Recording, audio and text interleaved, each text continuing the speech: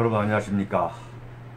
윤창중 정치학교 제5차 윤창중 정치학교가 열렸던 그 서대전역 앞에 한 카페입니다. 오늘 김관진 청와대 전 국가안보실장이 구속이 됐습니다. 간밤에 이명박 정권과 박근혜 정권 두 정권에서 대한민국의 국가 안보를 책임졌던 그 총책임자 이명박 박근혜 정권의 그 안보의 상징이라 할 수 있는 김관진 전 국가안보실장이 문재인 정권의 검찰 그리고 사법부에 의해서 참 급기야 구속되는 참으로 안타까운 정말 순간 절망을 갖게 하는 그러한 대사건이 발생했습니다. 이게 왜 심각한 문제냐면은 바로 보수 우파의 국가 안보를 설계하고 또 책임졌던 그 사령탑의 인물이 문재인 정권의 적폐청산이란 이름으로 정치 보복을 당합니다. 그래서 무슨 의미냐면 문재인 정권이 제가 여러 번 칼럼에서 말씀드렸습니다만 노무현의 자살을 불러온 자살을 압박한 이명박 대통령에 대한 정치 보복을 가하겠다는 그러한 최종 목표를 세워놓은 상태에서 그 최고 사령탑이었던 당시 국방부 장관 김관진 장관 그리고 박근혜 정권의 국정원장이었던 남재준 원장에 대한 정치 보복을 가하고 있는 겁니다. 김관진 장관이야말로 남재준 장관도 마찬가지입니다만 대한민국의 참군이라 할 수 있는 정말 참군이라고 할 수 있는 대한민국 60만 대군뿐만 아니라 대한민국이 갖고 있는 이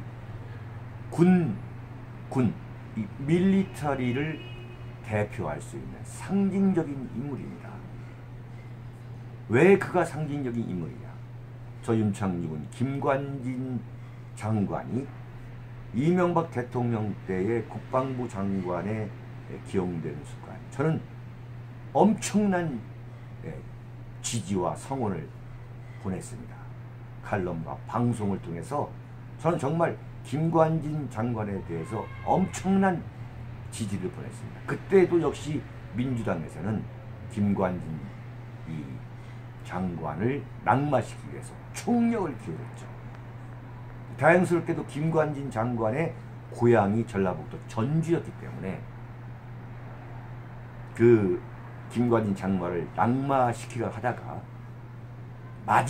마지막에 포기함으로써 참 김관진 장관이 국방부 장관에 기용되는 그러한 일이 있었습니다만 그때 김관진 장관을 제가 강력하게 지원했던 이유는 뭐냐면 그게 2010년이죠. 2010년 3월 이 백령도 인근에 천안함 대한민국 해군의 천안함이 바다에서 완전히 침몰하는 폭침을 당하는 그러한 사건이 발생했던 겁니다. 그러니까 천안함 폭침 사건 북한이 백령도 인근에서 당시 김정일이죠. 김정일의 그 북한 인민군이 대한민국 해군의 천안함을 폭침시켜가지고 46명의 생떼 같은 해군들의 그 목숨이 수장이 된 그런 엄청난 비극적 사건이 있었습니다. 당시의 국방부 장관이 김태형 장관인데 그러나 김태형 장관은 북한에 대해서 어떠한 조치도 취할 수 없습니다. 왜 그랬냐면 당시에 이명박 대통령이 김정일과 완전히 남북 정상회담을 하기로 다 합의한 상태에서 비밀 회동을 통해 가지고 남북 정상회담에 그 매달렸던 이명박 대통령이 마침내 김정일과 정상회담을 한다고 이 들떠 있을 때 김정일이가 뒤통수를 친 게 바로 천안함 폭침 사건이었어요. 그러나 바로 그런 남북 정상회담이 열릴 것을 예정돼 있었기 때문에 그 이명박 정권 내부에서는 그것이 하나의 알려진 비밀이기 때문에 당시 국방부 장관인 김태형 장관이 보복 조치를 할 수가 없었던 겁니다.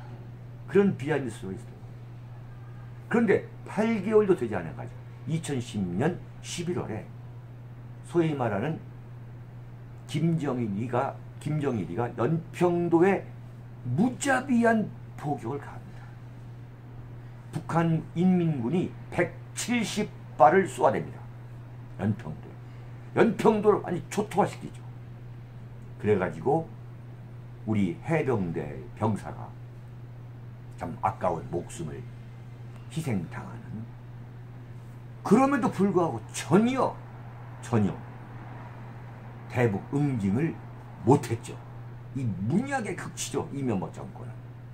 왜 못했느냐? 김정일의 눈치를 봐야 될 뿐만 아니라 남북 정상회담을 하기 위해서 그 남북 정상회담에 끊임없는 그 공을 들인 거죠. 그러는 가운데 김정일은 완전히 이명박의 뒤통수를 쳤던 것이고, 또 하나 누구 눈치를 받느냐? 대한민국 좌파 종북 세력의 눈치를 받는 겁니다. 천안함 폭침 사건이 났을 때 이명박 대통령은 처음에 뭐라고 했냐면, 내가 선박회사의 회장을 해봐서 아는데 이것은 폭침이 아니고 피로 파괴 내지는 내부 파괴라고 했어요. 네? 그러다가 보수파들이 들고 일어나가지고 이게 무슨 소리냐 지금, 응? 북한이 저지르지 않은, 북한 소행이 아니면 과연 누가 했겠느냐라고 벌떼처럼 보수우파 일어나니까 소위 말하는 다국적에 의한 공동조사위원회에 맡긴 거예요. 그러니까 야당에서 박지원이, 정동영이, 무슨 노회찬이, 박영선이, 야당의 모든 국회의원이 강기갑이 말이죠, 네? 들고 일어나가지고 이것은 북한의 폭침이 아니라 뭐 미군 함정이 뭐 당시에 그 서해안에서 훈련을 하다가 천안함을 들이박아가지고 천안함이 폭침이 침몰된 것이다. 지금 대통령인 문재인도 그렇게 주장했습니다. 그래서 2012년 대통령 선거 때 천안함 폭침이라고 하지 않았고 천안함 침몰이야. 천안함 침몰. 폭침이 아니라, 폭파에 의한 침몰이 아니라 그냥 천안함 침몰이라고 했어요. 그 당시에 지금도 마찬가지지만 좌파냐 우파냐를 우리가 가늠할 수 있는 기준 중에 하나가 천안함을 폭침으로 보느냐 아니면 침몰로 보느냐, 여기에 따라서 하나의 기준이 생길 정도로. 그럼에도 불구하고 이명박 정권은 아무런 대응을 못한 거예요. 그러니까 이명박 대통령이 뭐 했습니까? 네? 저 전쟁 기념관에 가가지고 눈물 흘리면서, 전혀 진정성이 보이지 않는 그 눈물을 흘리면서 46명의 그 순국 해군 장병들의 이름을 부르면서 눈물을 흘리지 않습니까? 그게 5.23 조치 아니에요. 그러다가 소위 말해 연평도 사건이 나가지고 도저히 국방부 장관을 바꾸지 않으면 이 민심을 수습할 수 없으니까. 그래서 바로 기용한 게 김관진 국방장관입니다. 근데 그 김관진 국방장관은 그 눈에서 정말 광채가 나는, 그 광채에 정말 독사 같은 그 눈빛을 쏘면서 김관진 장관이 했던 그 첫 마디가 뭐냐면, 북한이 만약에 도발한다면 원점부터 쑥대밭을 만들겠다 했어요. 원점부터 쑥대밭을 만들겠다. 그러면서 DMZ뿐 아니라 이 소소한 전방 이 38선 이남에 배치되어 있는 이 국군, 육군 부대, 국군 부대, 해군 부대, 공군 부대 돌아다니면서 원점부터 복귀하겠다. 그리고 만약에 북한이 도발할 경우에는 묻지 마라. 묻지 말고 무조건 쏴라. 네? 그래서 국민들이 얼마나 지지를 보냈습니까? 그게 김관진입니다. 그게. 대한민국 국군한테 국방부 장관의 특별 명령을 내린 겁니다. 묻지 말고, 북한이 도발할 경우에는 묻지 말고 원점 타격을 해서 쑥대밭을 만들어라. 그래서 그때부터 김정일이가 죽을 때까지 도발을 못한 겁니다. 군사 도발을 못한 겁니다. 그게 이명박 대통령이 무서워서 김정일이가 도발을 못한 게 아니라 바로 김관진의 그 눈빛, 정말 살인적인 그 눈빛 때문에, 독사 같은 눈빛 때문에 김정일이가 그 대한민국에 대한 무력 도발을 못하다가 그냥 병들어 죽어버린 거예요. 자, 그래서 김관진 장관은 그 국방부 장관이 마지막 이명박 정권에서 마지막 장관으로 소위 말해 장수를 한 거죠.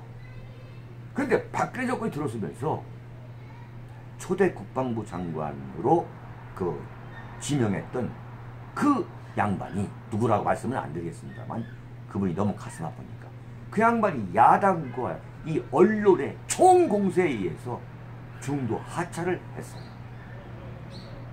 그러니까 박근혜 대통령으로서는 빨리 조각을 해야 되는데, 그 조각을 해야 되는데 또다시 국방부 장관 다른 사람을 했을 경우에 또 야당과 이 소위 말하는 이 언론이 총공세를, 박근혜 정권을 무너뜨리기 위한 총공세, 조각을, 박근혜 정권을 세우지 못하도록, 조각을 못하도록, 출범할 수 없도록 저해하려는 그 공세를 알고 있었기 때문에 김관진 장관을 그대로 박근혜 정권의 초대 국방부 장관에 앉힙니다. 그때 초대 국방부 장관 내정자를 발표했던 사람이 바로 저 윤창주입니다. 그렇게 해서 5년 동안 국방부 장관, 그 다음에 김장수 국가안보실장의 실장이 물러나면서 그 자리를 김관진 국방부 장관이 물려받게 된 거예요.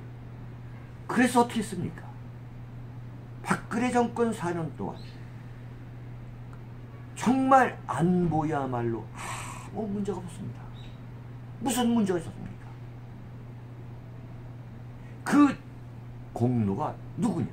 바로 김관진 국방부 장관이자 국가안보실장, 청와대 국가안보실장, 바로 김관진의 그 리더십과 카리스마, 국가관, 대한민국에 대한 확고한 국가관 때문이었습니다.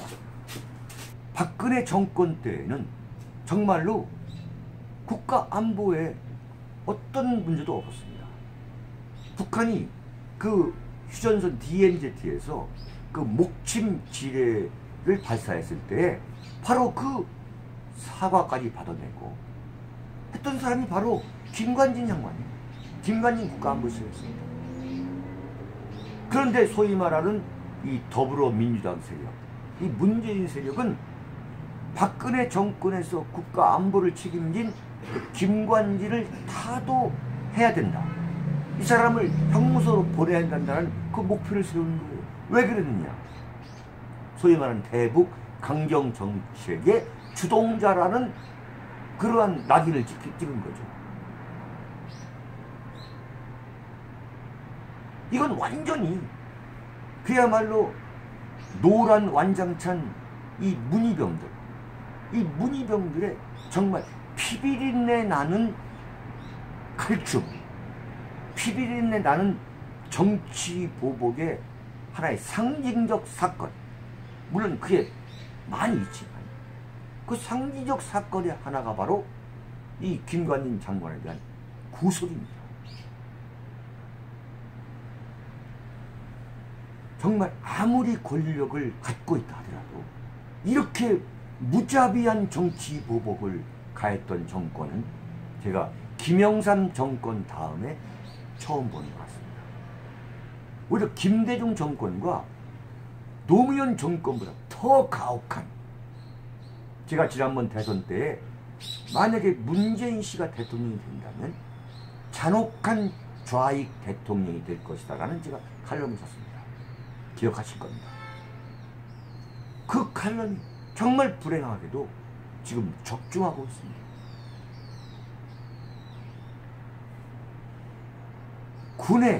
군을 책임졌던 국가 안보를 책임진 사람들에 대해서는 아무리 정치 권력이 하더라도 정말 신중하게 다뤄야 되는 것은, 그건 움직일 수 없는 하나의 진리인 겁니다.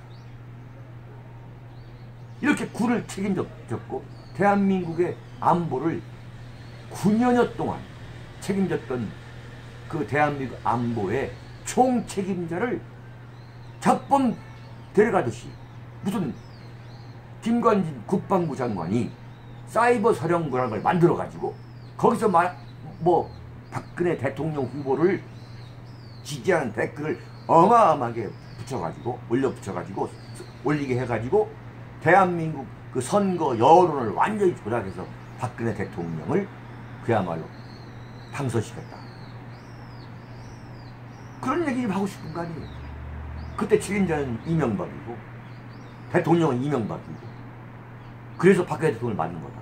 제가 말씀드렸습니다만 이명박 대통령이 박근혜 대선 후보를 지지해야 하고 싶은 그런 관계가 전혀 아니었습니다. 제가 볼 때는 설령 박근혜 대선 후보를 지지하는 사이버 사령부의 댓글이 있었다 하더라도 그것은 완전히 제가 볼 때는 이른바 대북 심리전 차원에서의 불가피한 것이지, 어떻게 이게 사이버 사령부가 박근혜 대선 후보를 당선시키기 위해서 오로지 박근혜 대선 후보를 당선시키기 위해서 존재했다, 활동했다. 정말 그랬다면은 김관진 이 장관 실장은 당연히 그런 법의 처리를 받아야죠. 그러나 그렇다는 증거도 좀 없지 않습니까? 어떻게 그럼에도 불구하고 법원에서 영장을 발부할 수 있는지 정말 너무나 개탄스럽게 나라가 정말 걱정스러운 방향으로 흘러가고 있습니다. 지금 국가정보원도 마찬가지예요. 국가정보원 안에도 국정원 개혁위원회라는 그럴딱을 만들어가지고 대한민국의 좌파, 민간인 좌파, 이 국가정보기관에 대해서는 오로지 적대감 외에는 아무런 식견이 없는 사람들을 불러다가 좌파 학자, 좌파 교수라는 사람들, 그 다음에 민변 부회장의 사람들, 그 다음에 친북 그 학자들 모아다가 지금 국정원을 난도질하고 있지 않습니까?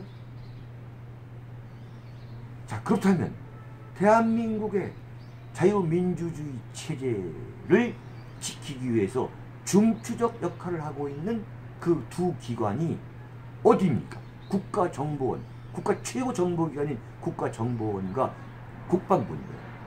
지금 문재인 정권이 이 노란 완장찬 이 문희병들에 의해서 국정원과 국방부를 이렇게 사실상 완전 마비시키고,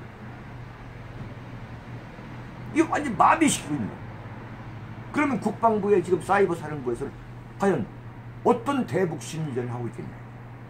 그럼 사이버 사령부가 북한에 대해서 완전히 북한에 대한 유화적인 그런 활동을 해야 됩니까? 국가정보원이 북한에 대해서 완전히 문 다 열어놓고 대한민국이 망하든 어쩌든 간에 이러한 친북 대북 유화적인 활동을 하는 게 국정원이고 국방부입니까? 정말 통탄하지 않을 수 없는 대한민국의 상황입니다. 한마디로 김관진 실장에 대한 구속은 조선시대 사화를 방불케 하는 문재인 사화의 극치입니다. 조선시대 왕조가 바뀌면 그 전 왕조, 전전 왕조, 심지어는 그 더 거슬러 올라가는 세대의 왕조까지 당시에 벼슬했던 사람들을 초토화시켜버리고 사약을 먹여서 사약으로 참살한다든가 아니면 유배를 받는다든가 정말 피비린내 나는 정치 보복을 일삼았던 조선 왕조의 사화를 그대로 연상하게 합니다. 이것은 박근혜 대통령에 대한 탄핵, 구속, 현재 진행되고 있는 구속 재판, 문재인 사화의 극치가 지금 계속되고 있는 것입니다. 그러나 정권은 유한한 겁니다. 정권은 짧습니다. 제가 김관진 장관께도 저 개인적으로 간절히 참 부탁드리고 기도하고 싶습니다. 이 시련을 견뎌내셔야 됩니다. 그리고 우리 대한민국 보수파, 태극기 시민세력, 대한민국 국가 중심세력, 이 사건을 아주 대단히 중요한 국가적 사건으로 받아들여야 됩니다. 대한민국 우리 국가 중심 세력이 대결단을 해야 할 시간이 다가오고 있는 것 같습니다. 여러분, 오늘 서대전역에서 제5차 윤창중 정치학교를 마쳤고 11월 25일 다음 주 토요일 오후 2시 11월 25일 오후 2시부터 똑같이 3시간 동안 제주도에서 윤창중 정치학교 제5차 특강을 합니다. 6차 특강을 합니다. 이게 지금 전국을 다 순회하고 있는데 이게 간단한 일은 아닙니다. 그러나 아직도 제가 참 국가에 대한 저의 참 애틋한 애국심이 있고 그 정열이 있고 에너지가 있기 때문에 지치지 않고 달려가고 있습니다. 11월 25일 오후 2시부터 제주도 도남 우체국에서 도남 오거리로 가는 데 가다 보면은 1층에 아트박스 서점이 있습니다. 그 4층에 있는 이룸교육원에서 윤창중 정치학교 제6차 특강을 합니다. 많이 참석해 주시기 바랍니다. 여러분, 여기서 마치겠습니다. 윤칼세 TV는 여러분의 후원과 도서 주문으로 운영됩니다. 윤칼세의 올곧은 목소리, 여러분의 후원이 필요합니다. 윤창중이 피를 토하듯 써온 3권의 책, 박근혜 정권의 제1호 인사 윤창중, 언론과 적대 정치 세력에 의한 억울한 누명, 난도질, 생매장, 박근혜 대통령을 붕괴시키기 위한 예고편이었습니다. 2013년 5월부터 2016년 5월까지 3년간 죽음보다 더 암담하고 참혹했던 칩거와 운둔. 윤창중은 어떻게 인간적, 정치적 시련을 극복하고 세상에 다시 돌아왔는가. 생생한 육필기록 윤창중의 고백, 피정. 세상에 다시 나와 대한민국 쓰레기 언론을 상대로 과감히 혁파운동을 전개하면서 자유민주주의를 지켜야 한다고 외쳐댄 그의 피 맺힌 절규 2017년 12월. 박근혜 대통령의 탄핵, 파면, 구속의 격동기. 박근혜를 지키지 못하면 대한민국을 지킬 수 없다. 그가 토해낸 리얼한 칼럼 운명. 도서 주문은 010-8881-4649로 연락 바랍니다.